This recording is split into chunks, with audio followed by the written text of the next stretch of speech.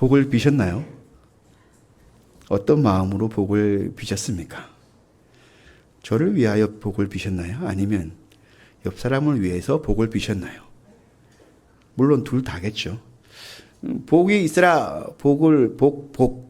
네, 복은 참 좋은 겁니다. 세계 어느 나라에 가더라도 복에 관한 이야기들은 다 좋은 표현들입니다. 특히나 시절이 어려우면 어려울수록 이 복 받으라 라고 하는 이 복에 대한 관심은 더 커지는 것만 같습니다. 좋은 것만으로 자신을 채우기를 원하고 무조건 잘 되기를 원하는, 뭐 다 필요 없고 잘 되기를 원하는 그런 시절이죠. 그러면 이 자리에 계신 성도님들께서는 이 복이 뭘까? 내가 어떤 복을 빌어줬을까? 그 복이 상대방에게, 내 부모에게, 내 자녀에게 과연 좋은 것일까? 복은 뭘까? 한번 생각해 볼 필요가 있겠죠. 복의 기원은 어떻게 될까요? 이 사전적 의미로는 가슴에 손을 모으고 비는 모습을 복이라고 하네요. 저희 나라 사전이죠. 옛날 저희 조상들께서 마당에서 장독대 위에 정화수를 떠놓고 자녀들을 위해서, 집안을 위해서 빌었던 그 모습을 복이라고 하는 것 같습니다. 비는 모습. 그리고 보면은 아브라함이 이곳저곳을 다니면서 하나님께 예배드리기 위해서 단을 쌓고 그렇게 빌었던 그 모습이 복이라고 하는 거죠. 그럼 복이 바로 이 모습 아니겠습니까? 하나님 말씀 앞에서 찬양 드리고 예배 드리는 이 모습, 이것이 복이다. 복대도다. 그렇게 말할 수 있겠습니다. 그러면 우리가 일상에서 쓰는 복은 어떤 복이 있나요? 어떤 복이 있습니까? 근데 일복이 있죠. 일복이 많으면 좋겠습니까? 아니죠. 네, 일복이 많으면. 그 먹을 복이 많으면 좋습니까? 그것도 요즘은 아니에요. 아니야. 요즘 다이어트 해야 되는데 먹을 복 많으면 안 돼. 제가 먹을 복이 많습니다. 인복이 많은 건 좋을까요? 인복이 많은 사람들이 있습니다. 어딜 가더라도 곁에 사람이 많이 붙는 사람들이 있습니다. 인복이 많다고 하죠. 물질의 복. 뭐 두말할 것도 없겠죠. 있으면 더 좋죠. 건강의 복. 이렇게 생각해 보니까 아무 것에나 복자를 갖다 붙이면 좋은 것 같아요. 갖다 붙일 수 있는 거예요, 복은. 조금 전 찬양 드릴 때 그 형제 자매를 바라보시면서 그 복을 비셨잖아요. 어떤 복을 비셨어요? 순간적으로? 그네 뭐라고? 돈 보고? 동생한테 돈 많이 벌어 이렇게 해준 거예요? 그렇구나. 네. 요즘 아이들이 이런 생각을 하고 있습니다. 돈 많이 벌어야 돼. 선우야, 너 돈 많이 벌어야 돼. 하나님, 내 동생 선우가 돈 많이 벌게 해주세요. 이렇게. 네. 추석인데 어떤 복을 빌어주면 좋을까요? 건강복. 네. 이제 덕담을 좀 생각하고 계셔야 되겠죠. 시간이 지나면 이제 가정으로 돌아가셔서 자녀들에게 덕담을 해 주셔야 되잖아요. 또 서로가 친척들이 만나게 되면 어떤 좋은 말들을 해 주셔야 되잖아요. 어떤 말을 해주면 좋을까? 그렇습니다. 그런데 천우야, 건우 형이 너에게 돈을 많이 벌으라고 복을 빌어줬는데 네가 원하는 복이야? 네가 원하는 거야? 선우 표정 그거예요. 형, 그게 무슨 말이야? 난 그걸 원하지 않아. 상대방이 원하는 복을 빌어줬을까요? 내가 빌어주고 싶은 복과 또 상대방이 받고자 하는 복은 또 다를 수도 있겠구나. 오늘 우리가 읽은 본문은 이 복에 관한 이야기를 짧게 다루고 있죠. 함께 본문 27절 말씀을 다시 한번 읽어보겠습니다. 시작. 이 말씀을 하실 때 무리 중에서 한 여자가 음성을 높여 이르되 당신을 뵌 태와 당신을 먹인 젖이 복이 있나이다. 네. 말씀을 읽었는데요. 문자적으로 해석을 해보면 예수님을 낳은 어머니 마리아를 부러워서 하는 말이죠.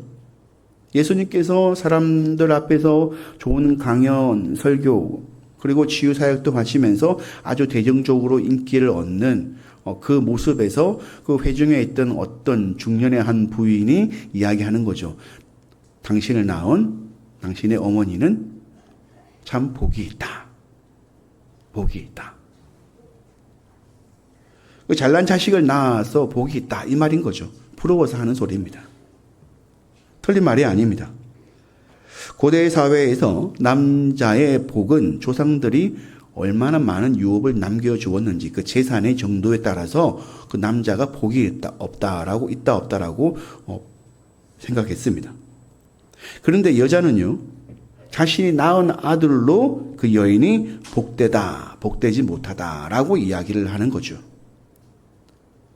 그러므로 무리 중에서 한 여인이 말한 복은 조상이 남긴 것을 물려받은 아들, 즉 혈연과 물질과 성공에 관련된 복이라는 겁니다. 그러면 27절에 이어서 28절의 말씀을 한번 읽어볼까요? 시작.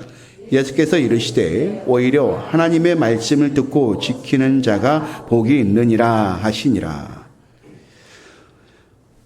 영어 성경에서 여인이 말하는 복과 예수님께서 말씀하신 복을 이제 God bless 또는 happy라고 이제 표현을 하고 있는데요. 물론 다른 표현도 있습니다. 그런데 대체적으로 이렇게 기록해 놓고 있습니다. 히브리어로 되어 있는 원문을 번역하고 의역을 해보니까 God bless와 happy라고 해석하는 것이 옳겠다라고 해서 기록하고 있는 거죠. 예수님께서 말씀하신 복이 어떤 복일까? 물론 그 자리에 그 당시에 우리가 있었던 것이 아니기 때문에 예수님께서 정말 그런 의미로 복이라고 이야기했나라고 물어본다면 그건 알 수 없다. 하지만 그래서 이제 복을 다시 영어 사전을 찾아보면 첫 번째로 많이 드러나는 것이 fortune, 재물이라는 표현이죠. 아무래도 현대인들은 이 복을 재물로 가장 많이 이해하는 것 같습니다. 그리고 두 번째로 많이 이해하는 것은 good luck, 행운으로 이해하는 거죠. 복이 있다라고 하는 말은 행운이 많은 사람, 행운이 잘 따르는 사람, 내가 하면 뭐든지 잘 되는 사람. 그리고 사람들은 이 복을 blessing, 축복, 승인, 전화위 복, 어떤 문제를 해결하고 뭔가 문제가 통과되어지고 이런 표현들로 이해한다는 거죠. 그리고 이제 별 관심은 없지만은 bless, 환희, 축복이라고 하는 거죠. 그리고 다섯 번째로 happiness, 행복. 행복한 건 사람들이 그렇게 복이라고 생각하지 않는 것 같아요. 다섯 번째니까요. 그런데 성경에서는 God bless 또는 happy라고 기록하고 있다는 거예요.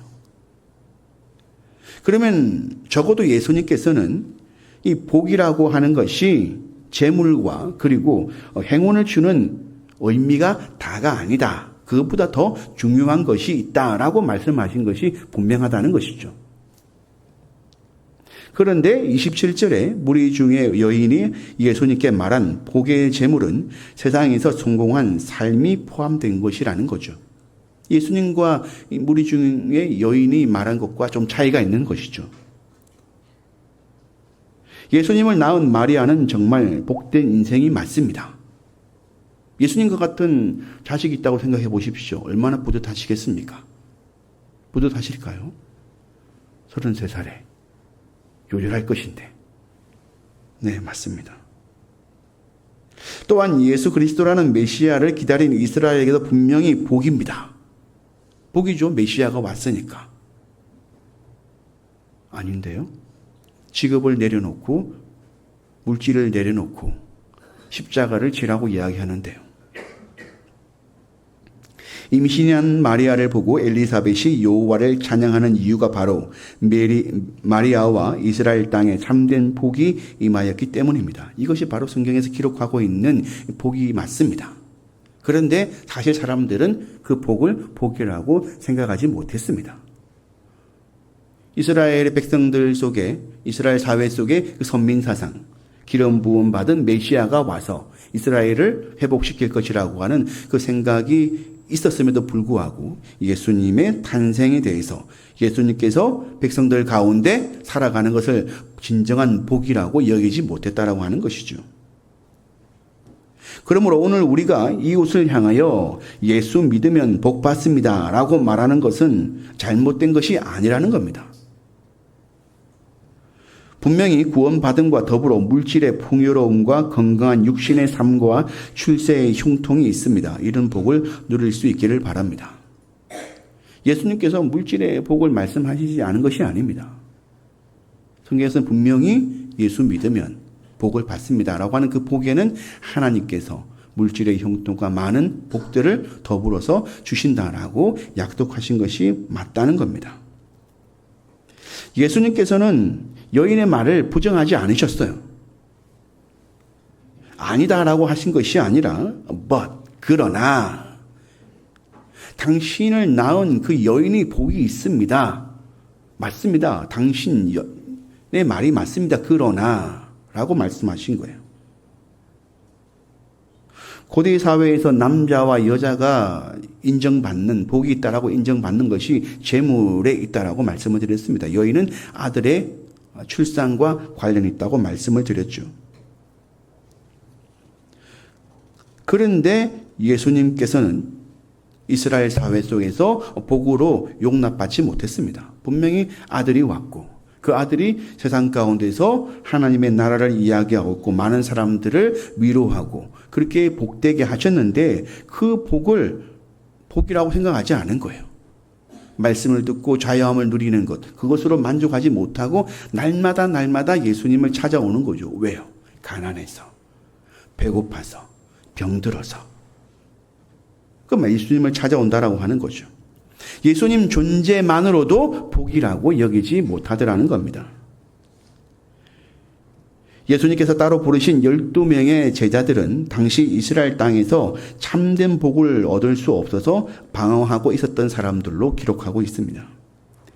예수님을 만나고 나서 참된 복이 무엇인지를 비로소 깨닫게 된 것이죠. 그렇게 예수님께서는 제자들에게 너희가 복의 근원이다 라고 말씀하셨습니다. 예수님께서 여러 사람들을 고치시고 먹이시고 위로하신 것처럼 제자들도 예수님과 같이 복 그 자체가 되기를 당부하신 겁니다. 어떻습니까? 이런 복을 받기를 원하십니까? 설교 시작할 때 제가 서로 복 받기를 원하는 인사를 하라고 말씀을 드렸죠. 다시 한번 생각해 보십시오. 내가 무슨 복을 빌었지? 이쯤 되면 무리 중에 한 여인이 말한 복과 예수님께서 하신 말씀의 복은 상당한 차이가 있다는 것이 분명해진 겁니다. 그런데 예수님께서 이렇게 말씀하신 이유가 따로 있으시겠죠. 부정하지 않고 그러나 라고 말씀하신 이유는 이 말씀을 하실 때라고 하는 표현이 28절에 있는데요. 예수님께서 어떤 말씀을 하실 때 여인이 질문을 하고 대답을 하셨는가?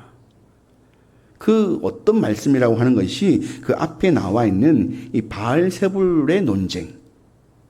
바리새인들이 사두개인들이 예수님의 기적 사역을 놓고 당신의 무슨 권리로 어떠한 능력으로 누구에게서 받은 능력으로 이러한 일들을 행하느냐라고 질문을 하고 반박을 했던 거죠.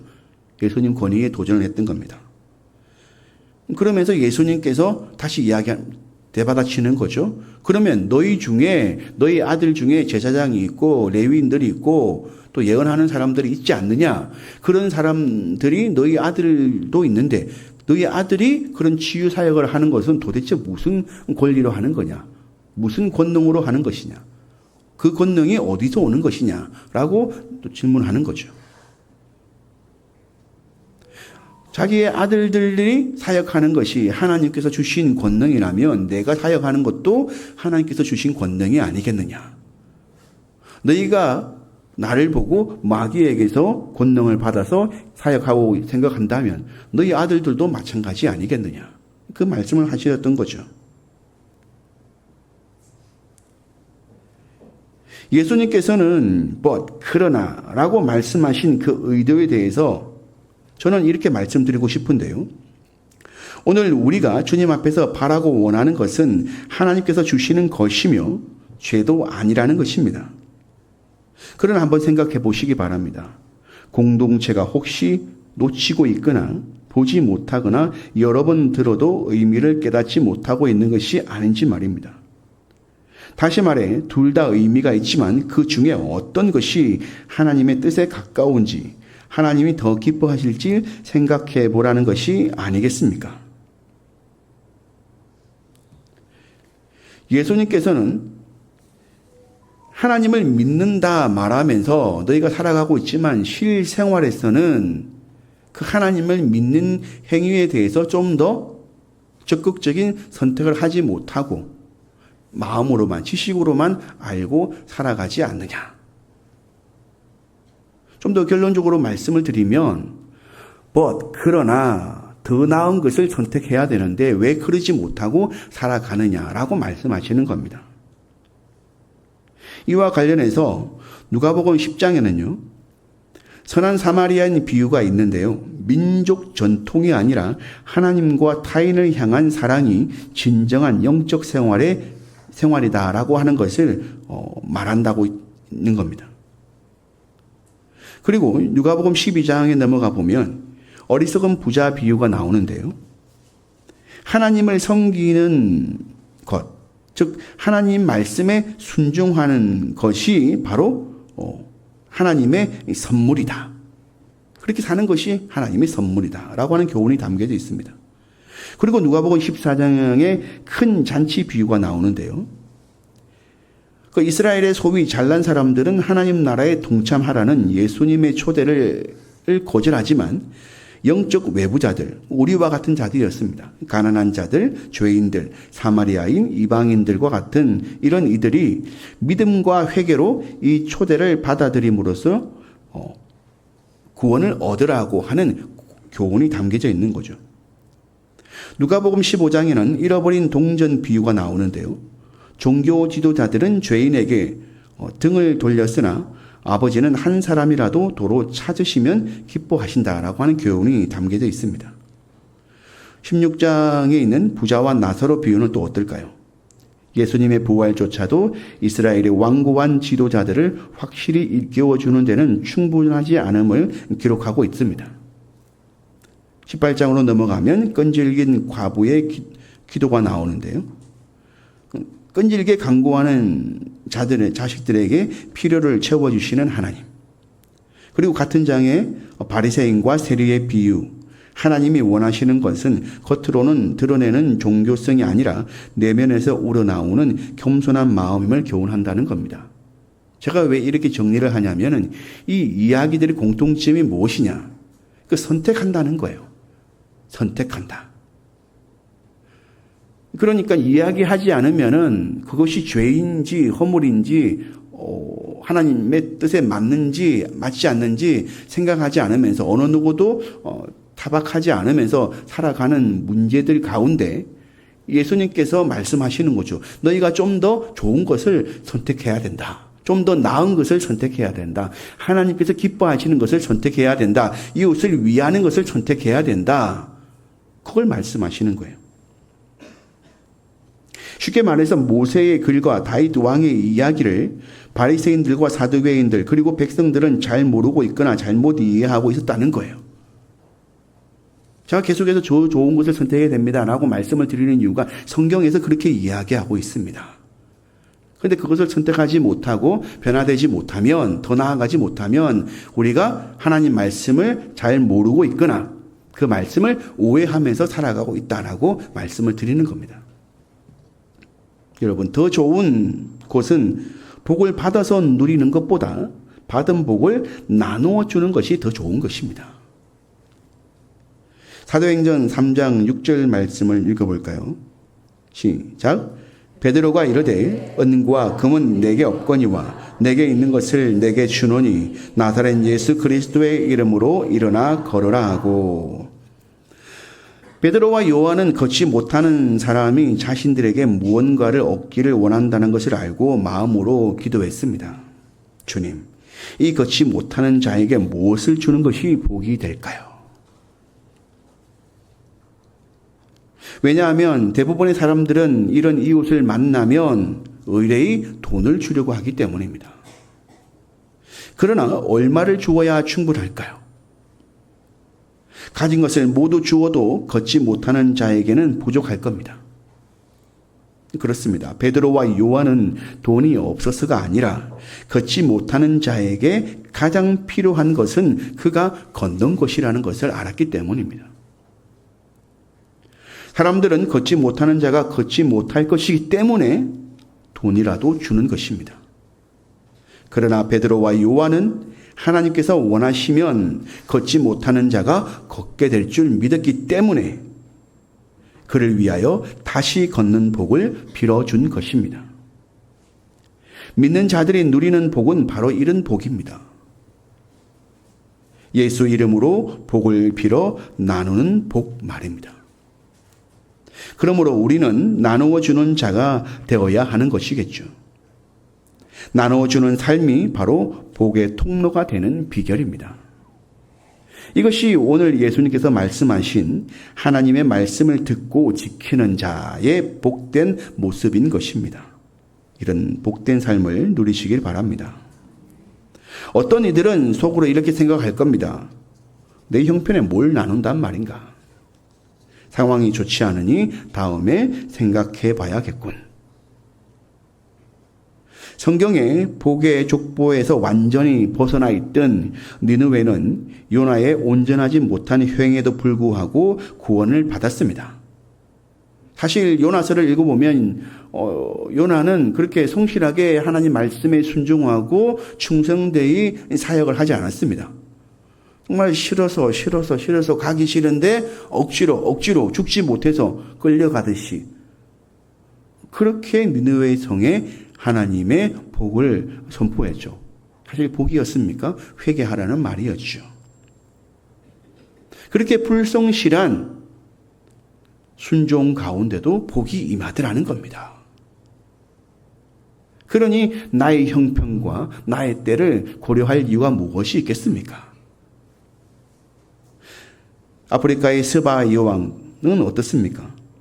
솔로몬이 흠이 있음에도 불구하고 그보다 더 큰 믿음을 드릴 수 있었습니다. 솔로몬이 완벽한 사람은 아니었습니다. 스바 여왕이 솔로몬을 방문할 때쯤에는 자기 의가 너무나도 컸던 시절이에요. 그런 교만한 솔로몬을 통해서도 스바 여왕이 큰 믿음을 얻을 수 있었다는 것입니다.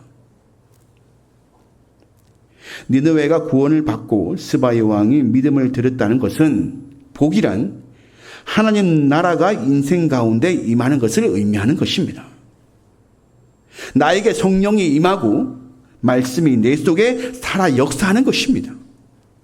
그리고 인생이 하나님 나라로 들어가는 것을 의미하는 것입니다. 말씀에 순종하여 성령의 인도함을 받으며 사는 것입니다. 이것을 믿으시기 바랍니다. 성도님들께 다시 여쭙겠습니다. 참된 행복이 무엇이라고 생각하십니까?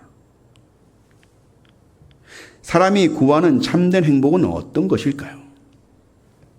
우리가 잘 아는 마태복음 5장 1절에서 12절의 예수님의 산상수훈의 말씀을 이 시간 다 같이 함께 읽어보겠습니다. 시작. 예수께서 무리를 보시고 산에 올라가 앉으시니 제자들이 나아온지라 입을 열어 가르쳐 이르시되 심령이 가난한 자는 복이 있나니 천국이 그들의 것이며 애통하는 자는 복이 있나니 그들이 위로를 받을 것이며 온유한 자는 복이 있나니 그들이 배부름을 얻을 것이며 오히려 줄이고 목마른 자는 복이 있나니 그들이 배부를 것이며 긍휼히 여긴 자는 복이 있나니 긍휼히 여김을 받을 것이며 마음이 정결한 자는 복이 있나니 그들이 하나님을 볼 것이며 화평케 하는 자는 복이 있나니 그들이 하나님의 아들이라 일컬음을 받을 것이며 의를 위하여 박해를 받는 자는 복이 있나니 천국이 그들의 것임이라. 나로 말미암아 너희를 욕하고 박해하고 거짓으로 너희를 거슬러 모든 악한 말을 할 때는 너희에게 복이 있나니 기뻐하고 즐거워하라. 하늘에서 너희의 상이 큼이라. 너희 전에 있던 선지자들도 이같이 박해하였느니라. 아멘. 말씀을 맺겠습니다. 우리는 부자가 되는 것이 복인 줄 알았는데 산상수훈에서는 처음부터 가난한 자가 복이 있다고 말합니다. 복이란 기뻐하는 것인 줄만 알았는데 슬퍼하는 것도 복이라고 말합니다. 마음의 평안이 복인 줄 알았는데 고난도 복이라고 이야기합니다. 그렇습니다. 예수님께서 말씀하신 복을 영어 성경에서는 God bless나 happy라고 표현한 것이 분명 하나님의 복이 믿는 자들에게 임하셔서 행복이 될 것이라는 것이 분명합니다. 그러면서 동시에 예수님께서는 너희도 나와 같이 너희 이웃을 위하여 수고와 헌신으로 하나님께 빌어주는 것, 더 좋은 것이 있음을 깨닫기를 원하신다는 것입니다. 그래서 형제와 자매가 더 나아가 내 이웃이 행복해하는 모습을 보게 될 때 나와 우리 안에 복된 하나님의 나라가 임한 것인 줄 믿으시기 바랍니다. 그리고 나와 우리를 복되게 하시는 주님을 여전히 찬양하며 감사하는 한 주간이 되시기를 주의 이름으로 축원드립니다.